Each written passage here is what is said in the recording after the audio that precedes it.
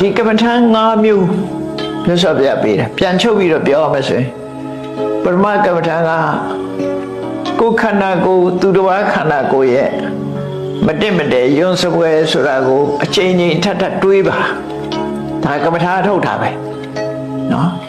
ချိန်ချင်းစဉ်းစားပါဘယ်လောက်ထိအောင်စဉ်းစားပါသူ့ပေါ်မှာလည်းတွေ့တာမှုမရှိအောင်ကိုယ်ခန္ဓာကိုယ်ပေါ်မှာလည်းတွေ့တာမှုမရှိအောင်